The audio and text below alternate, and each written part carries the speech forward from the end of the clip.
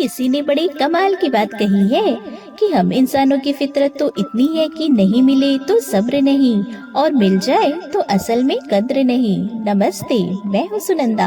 एक बड़ी छोटी सी कहानी है एक व्यक्ति की। अपने पिताजी की आत्मा की शांति के लिए वह व्यक्ति कि पिताजी की आत्मा स्वर्ग में पहुँच जाए, उनको शांति मिल जाए, इसके लिए भगवान गौतम बुद्ध के पास गया और उनसे जाकर के कहने लगा कि मैं चाहता हूँ कि मेरे पिताजी की आत्मा को शांति मिल जाए, उनकी आत्मा स्वर्ग में पहुँच जाए। उन्होंने चाहे जो किया हो जीवन में वो स्वर्ग में चले जाए, यही मेरी दिली इच्छा है और मैं चाहता हूँ यह काम आप कर दें, क्योंकि आपसे बेहतर इस सृष्टि में कोई है ही नहीं जो यह काम कर दे। तो मैं आपके पास आया हूँ, आप मेरे पिताजी की आत्मा को स्वर्ग में भेज दीजिए। चाहे उन्होंने जो किया हो मुझे मतलब नहीं, अच्छा किया हो बुरा किया हो, बस आप तो वहाँ भेज दीजिए। भगवान गौतम बुद्ध मुस्कुराए और उसको बोला, एक काम करो, गांव में जाकर 2 मटके लेकर के आओ। व्यक्ति गांव गया, 2 मिट्टी की जो है घड़े लेकर के आया।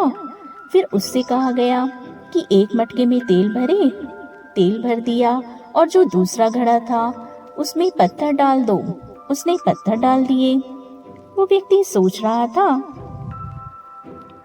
शायद भगवान गौतम बुद्ध जो है कुछ ऐसा करने वाले हैं कि अब जो है भगवान जो है मेरी पिताजी की आत्मा को स्वर्ग में पहुंचा देंगे, बढ़िया हो रहा है। उसके चेहरे में एक खुशी के भाव, प्रसन्नता के भाव आने लगे। उसे लगा चलो बढ़िया चल रहा है।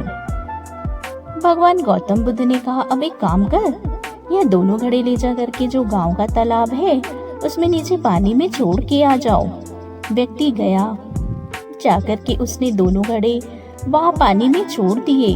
उसे लग रहा था कि वाह बढ़िया चल रहा है। वापस आया और पूछा, अब क्या करना है? उन्होंने कहा, कुछ नहीं, थोड़ा विश्राम करो, भोजन प्रसादी पालो, फिर बताऊंगा। दिन में भोजन प्रसादी उस व्यक्ति ने पा ली। शाम होने से पहले वह फिर गया। पूछा, अब क्या करना है? बोले, चलो मेरे साथ। तो भगवान गौतम बुद्ध उसको लेकर के गए उसी तालाब के किनारे। वहाँ एक लकड़ी जो थी वो उठाई और कहा, इस लकड़ी से वो जो घड़ा दिख रहा है नीचे पानी में उसे फोड़ दो। पहले वाले घड़े को फोड़ो। उसने पहले घड़े को फोड़ दिया। जो तेल था वो बाहर निकल आया और ऊपर आकर के पानी के ऊपर तैरने लगा। फिर भगवान गौतम बुद्ध ने कहा, अब एक काम करो, ये जो दूसरा वाला घड़ा है इसको भी डंडे से मारो, तोड़ दो। उसने दूसरा घड़ा तोड़ दिया, लेकिन उसमें जो पत्थर थे वो नीचे ही रहे, वो ऊपर नहीं आए। आते भी कैसे? अब भगवान गौतम बुद्ध ने कहा, एक काम करो, अब किसी ऐसे व्यक्ति को बुला करके लाओ जो उन पत्थरों को ऊपर ले करके आ जाए, जैसे यह तेल ऊपर आकर के तैर रहा है। वो व्यक्ति हंसने लगा, बोला, ऐसा थोड़ी ना होता है, ऐसा हो सकता है क्या? ऐसा तो हो ही नहीं सकता, ये प्रकृति के नियम के खिलाफ है, हो ही नहीं सकता। पत्थर तो नीचे ही रहेंगे, सामान्य सी बात है, और तेल तो तैरेगा, इसमें कौन सी बड़ी बात है? किसको ढूंढ के लाऊं? कौन ऐसा चमत्कार करेगा? कोई नहीं कर सकता। भगवान गौतम बुद्ध ने कहा, जब प्रकृति के नियम को समझते हो तो इतना सा नियम समझ में नहीं आ रहा, जिसे कर्मों का नियम कहते हैं। अगर अच्छा किया होगा पिताजी ने तो अब तक आत्मा स्वर्ग में जाकर के विश्राम कर रही होगी, शांति से होगी, और अगर बुरा किया होगा तो कोई स्वर्ग में पहुंचा ही कैसे सकता है? यही प्रकृति का नियम है, यही कर्मों का नियम है। कर्मों के नियम को समझाने के लिए इससे सुंदर कथा, सुंदर कहानी आपको नहीं मिलेगी।